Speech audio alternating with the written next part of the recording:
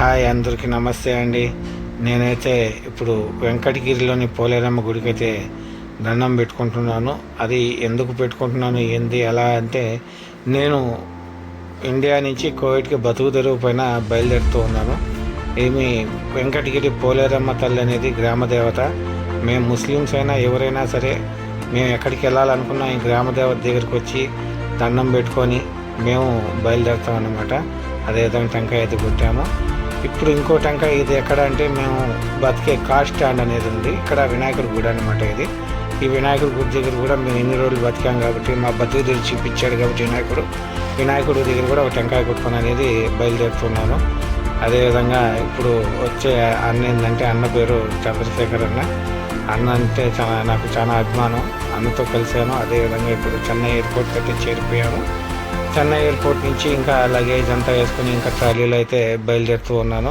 అందుకే hi bye చెప్పుకుంటున్నాను.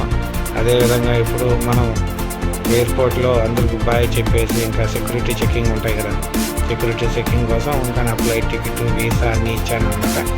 ఇతను అన్నీ చెక్ చేసుకుంటూ ఉన్నారు. చెక్ చేసుకుని ఓకే ఇంకా వెళ్ళామంటే ఇంకా బయలుదేరుతున్నాను. అందరికీ నెక్స్ట్ లాస్ట్ బాయ్ చెప్పేసాను. మా వాళ్ళంతా ఉంటే బాయ్ చెప్పేసి ఇప్పుడు నేను ఎక్కబోయే ఫ్లైట్ అనమాట ఇది.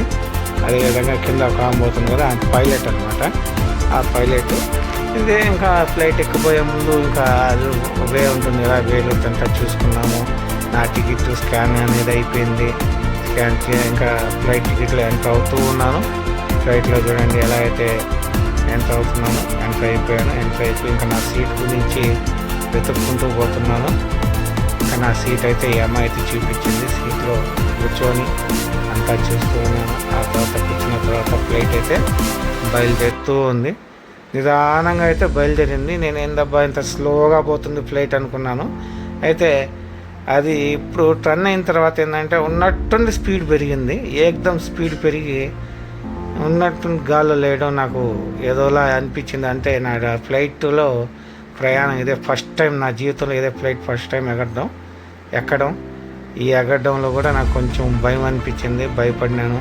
పక్కన ఉన్న వాళ్ళతో మాట్లాడుతూ ఉన్నాను. చూడండి చూస్తూ ఉండగానే అన్నీ చిన్నగా అయిపోయినాయి అన్నమాట. చూడండి ఫ్లైట్లు కూడా ఎంత పెద్ద ఫ్లైట్లు చిన్నగా అయిపోయినాయి. ఇది నేను ఎక్కడి నుంచి బయలుదేరానంటే చెన్నైలో అయితే ఎక్కి బయలుదేరాను అనమాట. చూడండి బిల్డింగ్లు అన్నీ చిన్నగా అయిపోయినాయి. చాలా బాగుంది ఫ్లైట్ జర్నీ. నేను ఎంతో భయపడినాను అనమాట. ఈ ఫ్లైట్ జర్నీ ఎలా ఉండబోతుంది అనేది. బాగానే ఉండింది. జర్నీ బాగా జరిగింది. దాని తర్వాత ఇంకా నా ఎగ్జైట్మెంట్ అంటే కిటికీ పక్కన సీట్ దొరికింది. ఆ సీట్లో ఏంటంటే చుట్టుపక్కలంతా చూసుకోవడం, ఈ బిల్డింగ్లు చూసుకోవడం అంతా చాలా ఇదిగా అనిపించింది నాకైతే. బిల్డింగ్లు అయితే చాలా కింద నుంచి అయితే నేను చెన్నై సిటీలో చాలా దగ్గర తిరుగున్నాను. అయినా ఈ ఫ్లైట్లో నుంచి చూస్తుంటే బిల్డింగ్లన్నీ చాలా చీమల్లా కనిపిస్తున్నాయి. నిదానంగా ఇంకా ఫ్లైట్ ఏమవుతుందంటే మనకు ఈ మబ్బుల్లోకి వెళ్తూ ఉందన్నమాట. తర్వాత మబ్బుల్లోకి వెళ్ళిన తర్వాత ఇల్లులు కూడా చాలా క్లియర్గా అయితే కనిపించడం తక్కువ అవుతుంది. అలా చూస్తూ అన్నీ మాయమైపోయినాయి. ఇంకా మబ్బుల్లోకి వెళ్ళిపోయినాము. ఆ మబ్బులు చూస్తామంటే నాకు ఏదోలా అనిపిస్తూ ఉన్నింది. కొద్దిసేపు ఏంటంటే ఎగ్జైట్మెంట్తో ఆ మబ్బుల్లో పోతున్నా, ఏముంటుందో అనుకున్నాను. తీరా నేను పూర్తిగా పైకి వెళ్ళిన తర్వాత కింద అయితే ఏమీ కనిపించలేదు. కానీ ఈ మబ్బులు ఏంటంటే ఏదో దూది ముక్కల్లాగా అవన్నీ ఆడుంటే నాకు ఏదోలా అనిపిస్తూ చాలా సంతోషంగా పక్కనతో ఒక అతనైతే పరిచయం అయ్యాడు. అతనితో అయితే మాట్లాడాను. అతను కూడా నాకు ఎన్నోసార్లు జర్నీ అయితే జరిగింది. ఫస్ట్ టైం బాగా సంతోషపడుతున్నావు నువ్వు చేసుకుంటూ అన్నాడు. అంతా ఈ జర్నీ అనేది ఇలా జరుగుతూ వచ్చింది. చాలా బాగుండింది. అయితే మాత్రం ఫ్లైట్ జర్నీ అనేది నేను ఇంతవరకు చేయలేదు. ఇంత ముందుకు చెప్పాను.